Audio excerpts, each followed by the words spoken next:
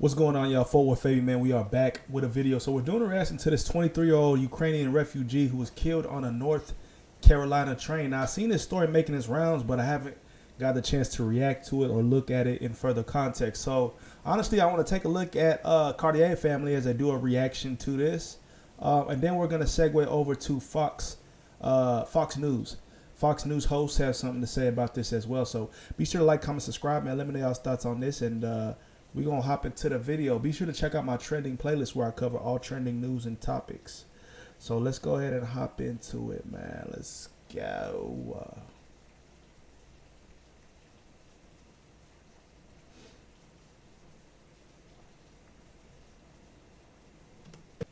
It's 9:46 p.m. You'll notice right away, this looks like any other ride aboard the light rail.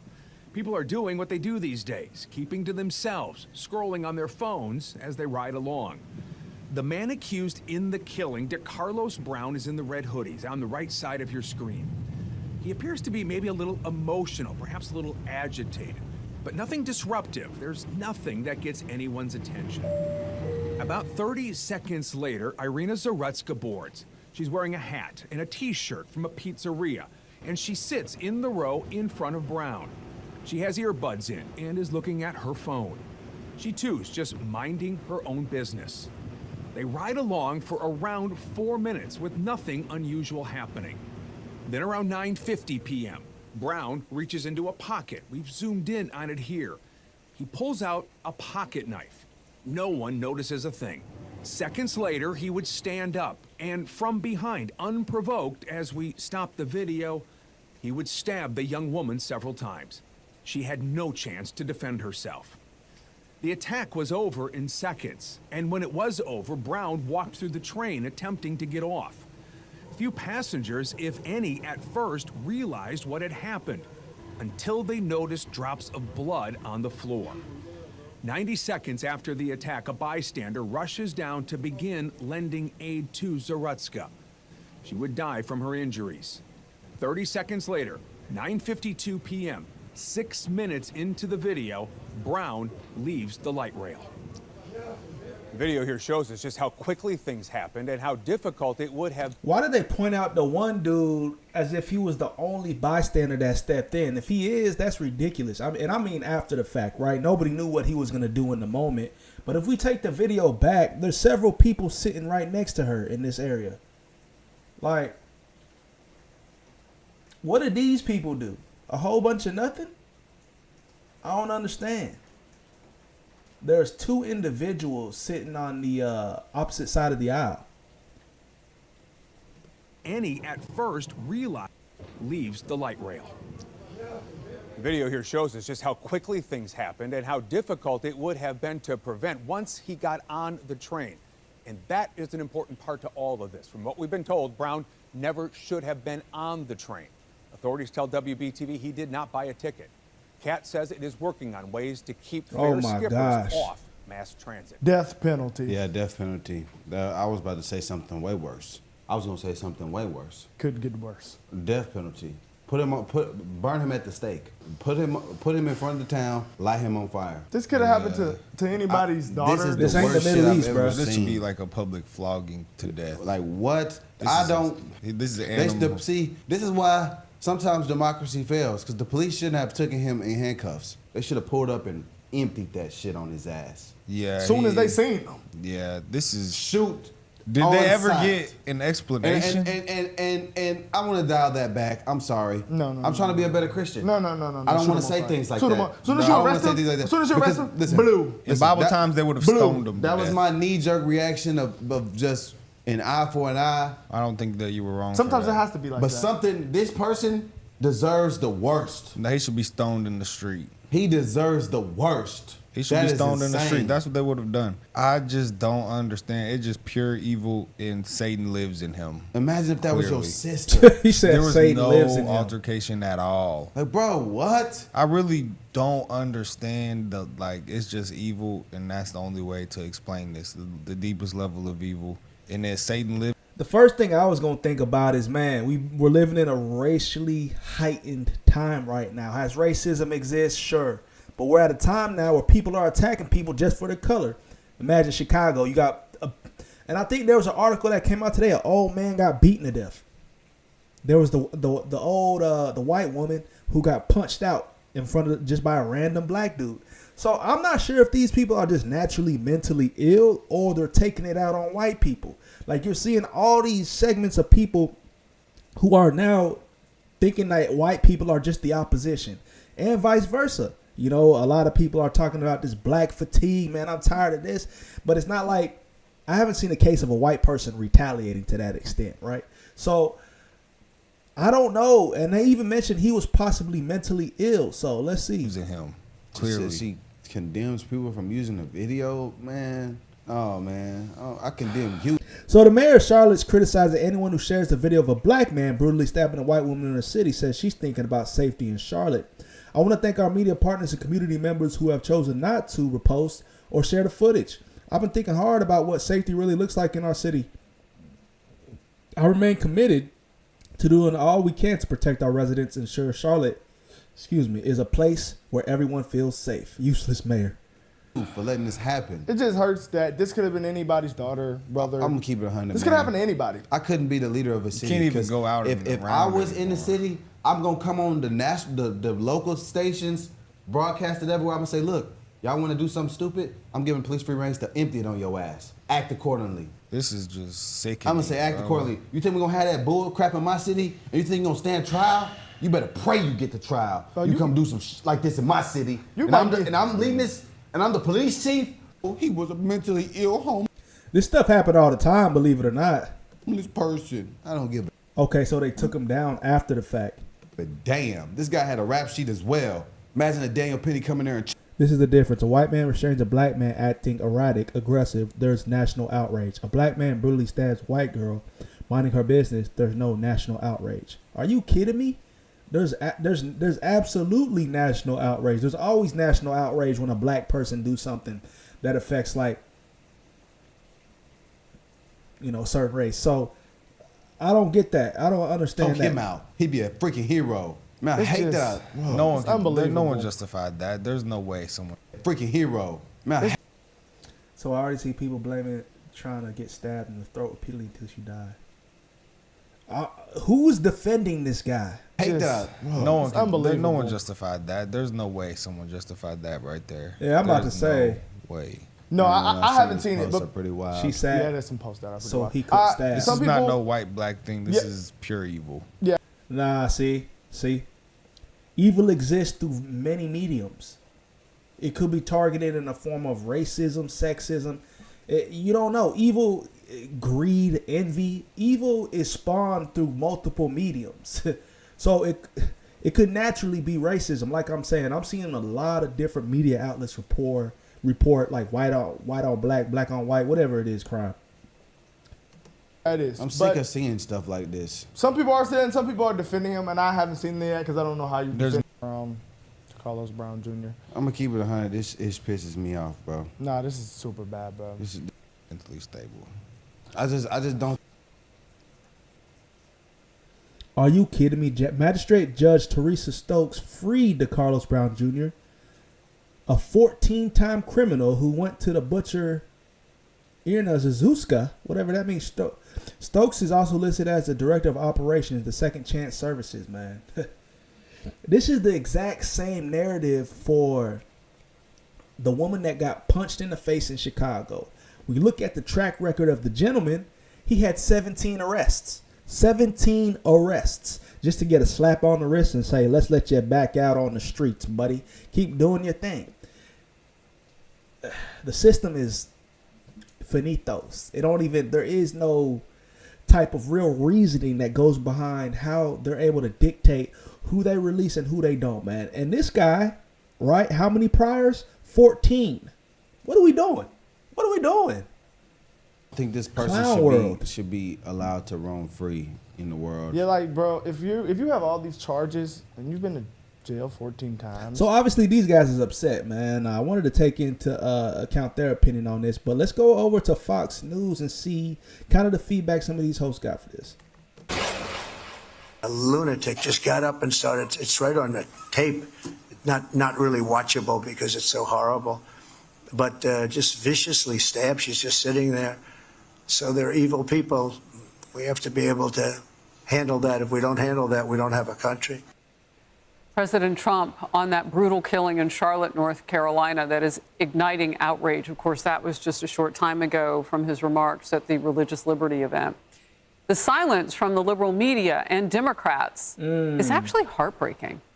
Don't they care that their soft on crime policies are getting people killed? Now, I want to warn you as I narrate this, it's disturbing. We'll stop at the point right before the murder, but you'll know what's happening. Even the president described this. The shocking surveillance video shows a Ukrainian refugee brutally stabbed to death on a city train last month. There's no way she sees this coming. You see the people on the other side of the train, or like nobody paying attention. And this is another problem with the smartphones and people just always looking down. If people were aware, maybe somebody could have deflected his arm or stepped in, but nobody's caring. Everybody's in la la land. Put the phone down for 5 seconds. Take into account what's going on around you, right? But why? Why? What did she do to him? I don't get it. Like, we can clearly see that he's disturbed, right? Like I said, he looked real disturbed. Look like he's crying right now. But I just don't understand, man. I don't understand. And there's the narrative of the people who are making this a black thing. And that's the thing that I really don't side with, because there's evil people in every ethnic group. But of course, people are going to try to talk about the statistics, and black individuals tend to commit crimes at a higher rate, at a higher capacity, right? Even though they're a minority of the population, which is a definite problem. That's an issue. But there's I'm not trying to make excuses, but there's already issues within the black community that are systemic, that I don't think are ever going to change. Like the gang banging, the street violence, all that stuff, that's not going nowhere. So they already have issues and I think it's a lot of mental health issues within the inner cities and inner communities that these young kids are dealing with. And their only way to kind of smooth things over is to get into the streets, sell drugs, shoot, rob, steal, kill, all that. So this video shows a Ukrainian refugee brutally stabbed to death on a city train last month. For what? There's no way she sees this coming. You see the people on the other side of the train are focused on their phones or looking away. She sees this coming. You see the people on a city train last month. There's no way she sees this coming. You see the people on the other side of the train are focused on their phones or looking away. He takes that moment and he kills her. It happened just before 10 p.m. on Friday, August 22nd. 23-year-old Irina Zarutsky got on that train, and minutes later, an alleged homeless ex-convict with more than a dozen arrests stabbed her, killed her. They need to have a point if you have more than like 7 arrests. There's some type of some specific accountability or some type of term, or I don't know, some program, whatever you got to be in, to where like you can't just be let out. If it's a continuous pattern, right? You got all these priors, and you just continuously, hey, we're going to give him a slap on the wrist. We're going to let him out this time. We're going to put him in a fender, like, a new fender program, whatever it is. Even though if you got arrested 7 times, and this is just like, well, this guy's 12 times, that you're too far gone at that point. There should be some type of understanding and ruling in how they dictate those cases for those individuals moving forward. There is no reason a 12-time offender should just not be locked up and threw away the key. And the other situation in Chicago, dude had done he'd been arrested 17 times.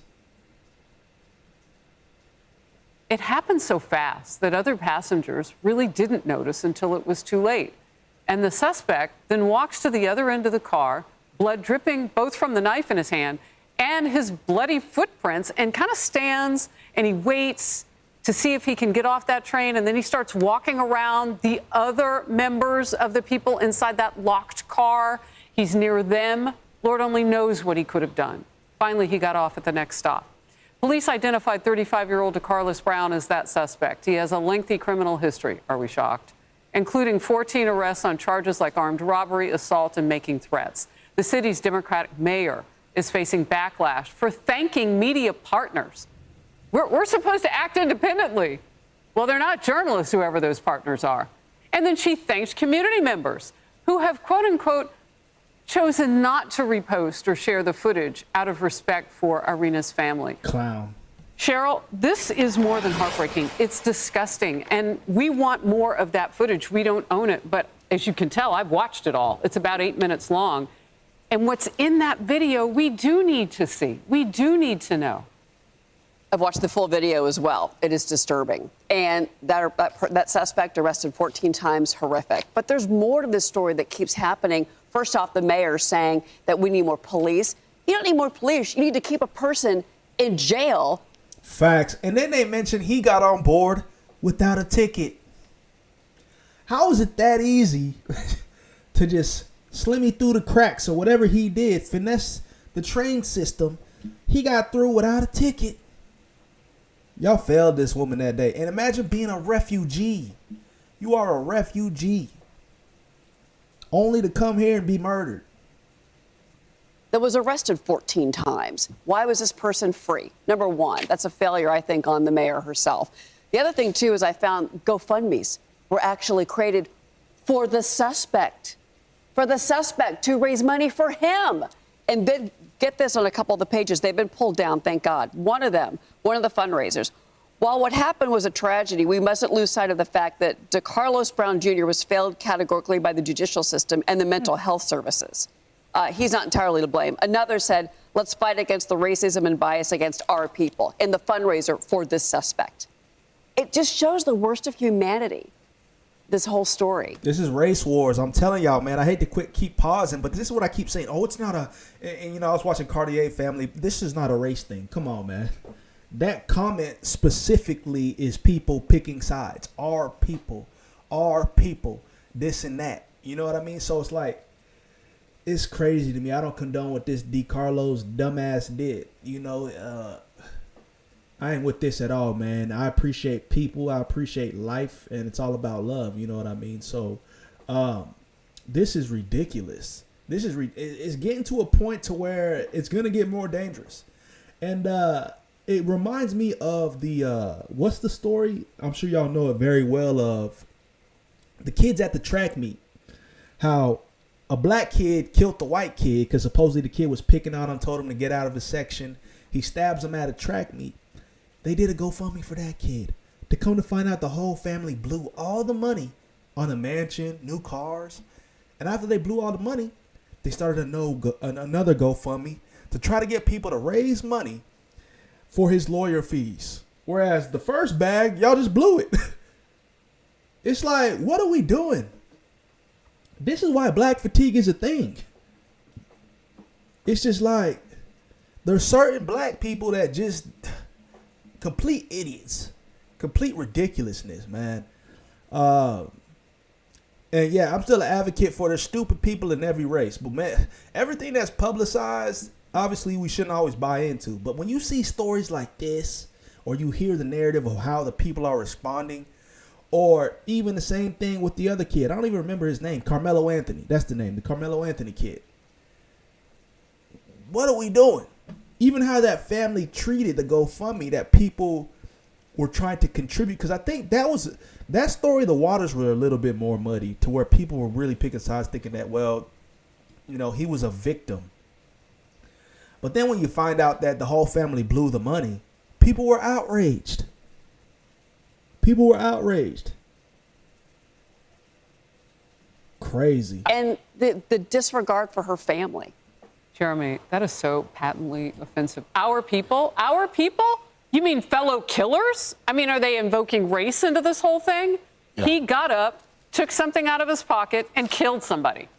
On camera. Probably didn't realize it was all caught on camera. Yeah, I mean, it is so disturbing, the footage. And what's really disturbing to me is you have a leader of a major city, Charlotte, which I spent a lot of time in Charlotte. I have a lot of friends that live there with young kids. A lot of people living in fear now, wondering, can I get on the train safely? And her knee-jerk reaction is to say, well, thank you for just not spreading this video any farther. We don't want anybody else to see this. Whereas when you see all sorts of, usually when you have situations involving police, shooting someone unarmed. Well, there's, release the video as far and wide as it can go. Make sure we send this video out and everyone can see. And there's all this outrage. But here, we see this, especially on the legacy media's part, we don't really want to talk about this. Why? Why do you think that is? It doesn't fit their predetermined narrative. They have a predetermined narrative about what they want to say about the United States, and they don't want, watch this, Republicans to get a win out of this. So they think politics. They don't want, President Trump cracking down on crime. They don't want anything to fuel what all of us know to be true about crime. And to me, it's sad that you have people, you could watch a video that gruesome, and your reaction is, oh, we don't want the Republicans to get a win. I mean, it's disturbing and very frustrating for all. We've seen liberals, though, ask for more of it. Look at Daniel Penny. He was locked in a subway car with a man who was losing his mind and threatening people around, and he moved to protect the citizens around him. And everybody wanted more video of that. Well, did he do it for the right reasons, and so on and so forth? I want to get to this real quickly. Mainstream media, almost no coverage of this stabbing.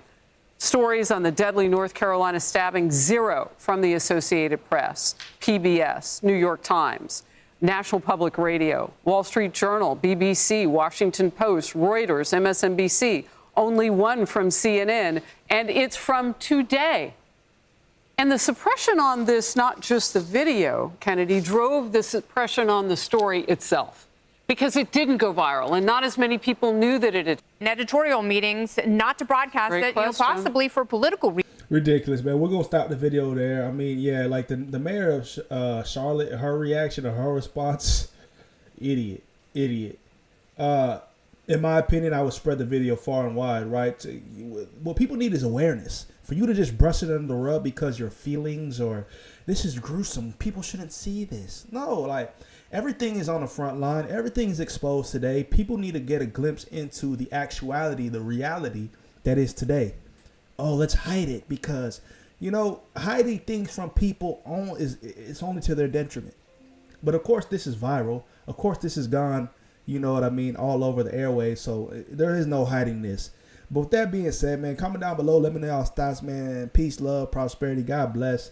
Really prayers out over the country, over people for more peace. And but obviously these things have been predicted. These things are occurring. You know what I'm saying? I do think that we are in these last days to where Christ is on his return. So you got to be aware. You got to be privy. Get close to God, stay connected to God, and pray for those who are hurting and in pain. So peace, love. We out.